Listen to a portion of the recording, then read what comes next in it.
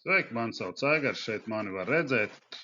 Un jūs esat BeSafe YouTube kanālā, un šodien mēs parunāsim par tādu lietu kā darba aizsardzības mapītes. Laiku pa laikam tur tāda vīzija ir, un par to, kādi ir šie te mīti, un kāpēc tas jautājums nav tik viennozīmīgs. Nu, lūk, tātad paraugam, modelējam tātad uzņēmumu, lai būtu vieglāk saprast. Tā ir tā viena lieta, ka mapīte visiem nevar būt vienādi, ja mēs tā to saucam par mapīti. Tātad mums būtu internetu veikals, tātad viens darbinieks, viņš ir biroja darbinieks, kurš, protams, vada šo te veikalu, vada pasūtījumus, apstrādā tur. Tāpatās viņš ir vieglā mikroautobusu vadītājs, tad viņš varētu pēc kaut kādiem pasūtījumiem aizbraukt pakaļ, lielākiem vai mazākiem. Jā, to, ko var ielikt, protams, reģipsi varbūt viņš nevedīs. Ja? Tā kā tas ir stāsts par to. Tāpat viņš ir apkopējis pie reizes, ja ir mazi uzņēmumi, mēs reizē esam apkopēji, un arī remonstrādnieki. Tas nozīmē, ja ir jādobaida varbūt riepas vai jānomazgā mašīna, protams, kāds brauc mazgāt uz mazgātu, un arī viņš būs, nu, teiksim, mēs viņu varētu nosaukt par automašīnas mazgātāju, jo šai pašapkalpošanās, ja mēs braucam kā biroja mašīnu mazgāt, atceramies, ka mēs veicam šo te darbu. Protams, ja mēs braucam kā privāta persona, sakam, nē, tagad mēs esam privāta persona, tad, protams, mēs mazgājam, un tur nav nekāda problēma.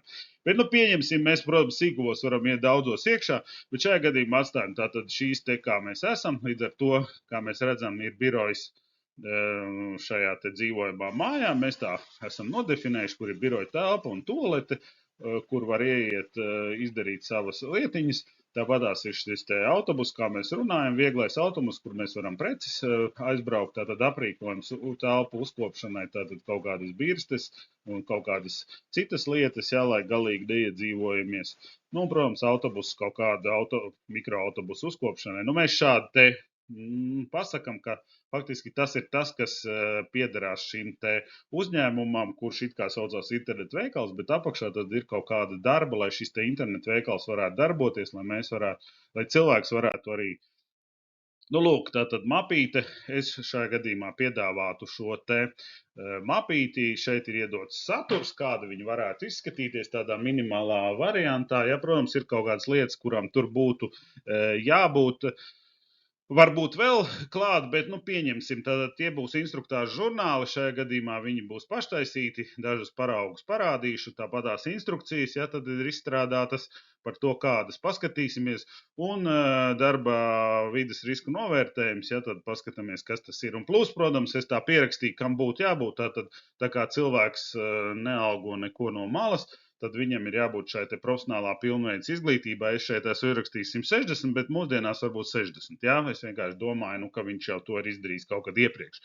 Tāpatās veselības pārbaudas karte, jo tā tiek taisīta, tātad šajā gadījumā mēs saprotam, ka ir kaitīgie faktori, faktiski globāli tas ir biroja darbs, un līdz ar to, nu, reiz 3 gados tāda obligātā veselības pārbauda ir jāiet. Tāpatās būtu jābūt kaut kādai informācijai par individuāliem aizsardzības līdzekļiem, bet šis nav ļoti specifisks, nav ražošana, līdz ar to kaut kādi cimdi, vēl kaut kādas lietas, ko nu mēs iegādājamies, jā.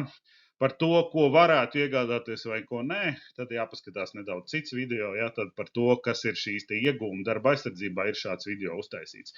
Tāpat par elektromērījumiem, atceramies, reiz 10 gados mums jābūt ir, un šeit vienkārši, lai nu, es pieliku kā ideju, bet tikpat labi te vēl varētu būt kaut kādas lietas, piemēram, nezinu, ir šī te ugunsdzēsības sistēma, tad viņa ir jāuzrauga, ja tā ir sistēma, ja, tad varbūt, ka ir kaut kādi līgumi ar šo te uzņēmumu. Tā kā šis ir tāds varbūt minimums, nu, mēs varam noņemt varbūt elektromērījums, tad pārkāpt bišķiņu noteikumus, bet nu tā. Tātad viens ir šī te ievada instrukcija, tātad šis ir reģistrācijas žurnāls, attiecīgi ailītes ir tā, kā ir noteikti šos noteikumos, viņus mēs neskatāmies, jā, bet idejā tātad žurnāls ir uztaisīts, ja viņš tā saucās, paštaisīts varam teikt, jo tas ir atļauts, un tālāk šeit ir ievada apmācība, un te tā kā tie satura punkti, tālāk jau pašu instrukciju mēs neskatāmies, tātad ir žurnāls un attiecīgi šī te instrukcija. Tālāk ir otra, tā ir ugunsdrošība, tātad atsevišķs žurnāls. Diemžēl pēdējie grozījumi, kas ir, vai pēdējie noteikumi 2017. gadā, it kā mums pasaka, ka šim ugunsdrošības instruktāžu žurnālam ir jābūt atsevišķam žurnālam, līdz ar to, nu, Tur ir tā, kā ir. Faktiski mums šim žurnālam atsevišķi ir jābūt. Tātad atkal ir paštaisīts žurnāls attiecīgi pēc šiem te noteikumiem, kādām tur ailītēm ir jābūt. Un tad tālāk pati ugunsdrošības instrukcija, šeit tāds izrāvums no tā, vienkārši tur būs teksts ar pašu instrukciju, kas pamatā ir tas, kas ir, plus rīcības plāns. Atceramies, ka mums ir vajadzīgs rīcības plāns, ugunsgrēka gadījumam. Šīs ir tās divas pamatlietas, pārējais jau tad var palasīt šajos te noteikumos. Tur ir saturs, kādam tā instrukcijai ir jābūt un kam tur iekšā. Tā lielākā, protams, lieta ir šīs te instrukcijas darba vietā, mēs tā varam pateikt, un šim te tā kā piedāvātu idejā, ka te ir visas tās instrukcijas vienkārši sarakstā, mēs varam redzēt, kas ir specifiski, tātad darbs ar datoru, automašīnas vadītājs, tad ir smagumi, mēs redzējām, ka viņš tomēr kaut kādas smagumus internetu veikalā pārcilā, kaut ko atved, kaut ko izdod klientiem, kaut kāda smaguma ir, un par to tā kā būtu bišķi jādomā. Tāpatās par ķīmiju, attiecīgi mēs runājam, ka viņš uzkop šo te, līdz ar to šīs te divas varētu būt kopā, teiksim, apkopējami, ja mēs tā drīkst teikt, ar ķīmiskā vielā, bet tikpat labi te varētu būt arī viena instrukcija, kurā tad šīs te abas lietas ir pateikts. Un vienkāršiem remontdarbiem, tur varētu būt darbs ar kaut kādiem darbarīkiem vai, teiksim, automašīnas uzkopšanai. Jautājums, kas tur ir, bet tas viss iziet no risku novērtējuma, līdz ar to, teiksim, minimālā gadījumā varētu būt, pieņemsim, 8 instrukcijas, kā mēs runājam. Varbūt, kad būs plus mīnus vairākas instrukcijas, Līdz ar to ir žurnāls, reizi gadā notiek šī te instruktāža, un šeit tad notiek šajā te žurnālā šīs atzīmes par to, ka instruktāža. Un risku novērtējums šeit es esmu uztaisījis, tāds kāds viņš izskatās, tas pirmās 2 lapas, vienkārši tālāk mēs idejā neejam. Ja ir mazs uzņēmums, mēs varam pasākumu plānu, tā kā tādas sagatavas laicīgi jau ietaisīt, un tad no gadu uz gadu pastīties, kas mainās, kas ir. Tiklīdz kaut kādi būtiski riski, protams, ka mums ir novērtējums jātaisa no jauna un tam līdzīgi. Šeit ir kaitīgo faktoru saraksts, tad mēs zinām, ka šim uzņēmumu darbiniekam būs jāiet uz obligāto veselības pārbaudu, tad tas to pasaka. Tāpat kaut kādi individuāli aizsardzības līdzekļi, un te ir palicis no vakcinācijas saraksts, iespējams, ir kaut kādi darbi, ko viņš dara kaut kur ir iespējami kaut kādas vakcinācijas lietas. Bet tikpat labi varētu arī nebūt, jo tālāk jau protokoli paši, kur redz fiziskos riska faktorus un tam līdzīgi. Tāpatās arī šie te mērījumi, kur mēs redzam, kad precīzi mērījumi ir izveikti.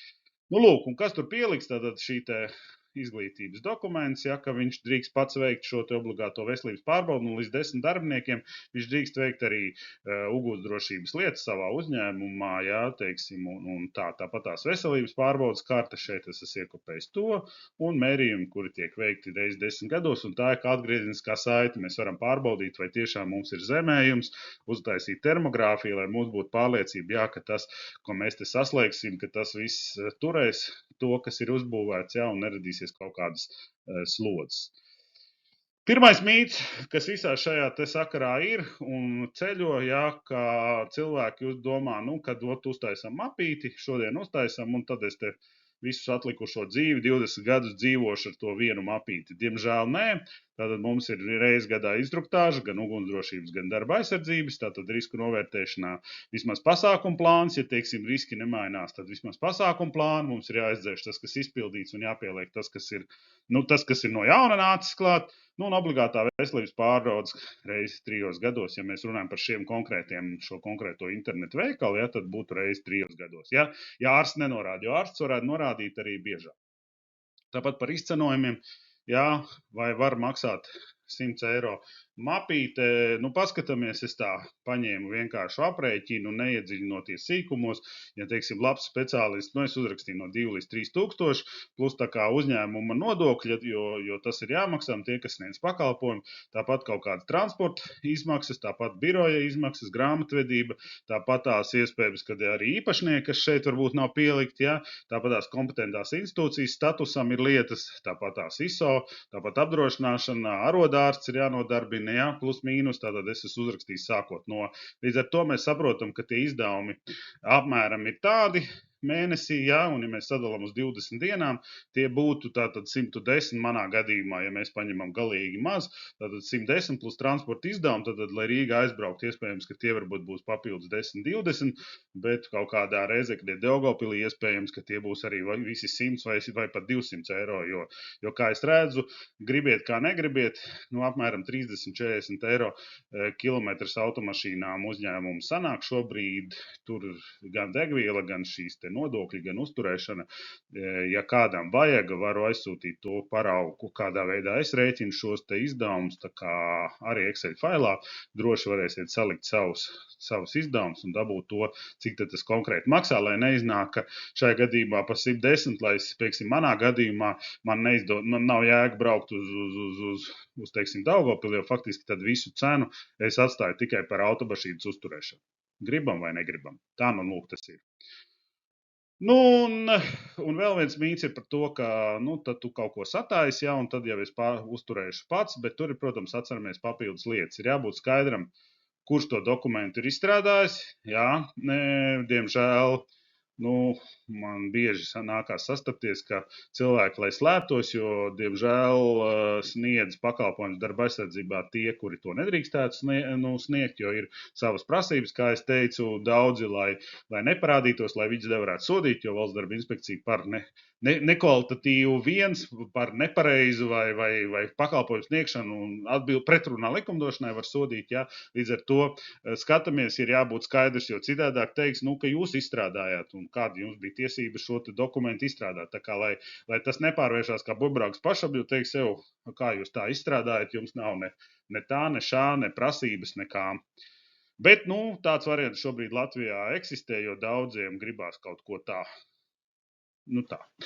Noteiktiem pasākumiem ir jābūt izglītība, tad atceramies, ja es turpināju, ir kaut kādi uzņēmumi, kur es, teiksim, šajā gadījumā internetu veikalā, jā, es to varu darīt pats, līdz ar to es izēju šo te profesionālā pilnveids izglītību darba aizsardzībā un varu turpināt saglabāt un pats instruēt un iet uz veselības pārbaudēm, taisīt karti un tam līdzīgi, jā.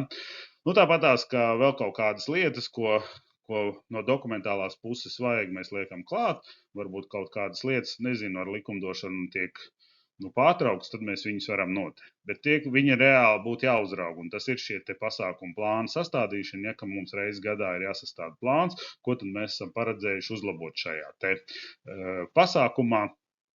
Lūk. Un noslēgumā es gribu pateikt, atceramies arī, ja ir internetu veikals, tādiem vienkāršiem vārdiem daži teiks, kas te ir viens cilvēks, par ko tad mēs vispār runājam. Jā, praktiski viens, teorētiski divi, tad atceramies, es esmu, ja teiksim, ja būtu šāds internetu veikals, tad es esmu gan, kā es viņu sauc par augļotājiem, tad es esmu iedevis naudu uzņēmuma dibināšanai, uzņēmumu attīstībai un faktiski esmu kā augļotājs un pārtieku no augļiem. Tad tie procenti, kas uzņēmumam gada beigās, un es varu izņemt savas dividendes, ja, un tas būtu šis augļotājs. Tad tas juridiski ir viens cilvēks, viņš ir šis uzņēmuma īpašnieks. Un tālāk jau ir vienalga, kā mēs viņu tur nosaucam, vai internetu veikalu vadītājs, vai pārdevējs, vai vienalga, šis ir šis otrs cilvēks. Līdz ar to, lai jocīgi izskatās, bet faktiski šis te īpašnieks, valdes loceklis vai kā mēs nosaucam, taisa instruktāžu vai nosūta uz veselības pārbaudi, faktiski šo te pašu sevi, bet viņš jau ir kā amatā, teiksim, mūsu gadījumā tas varētu būt, piemēram, internetu veikala pārdevējs.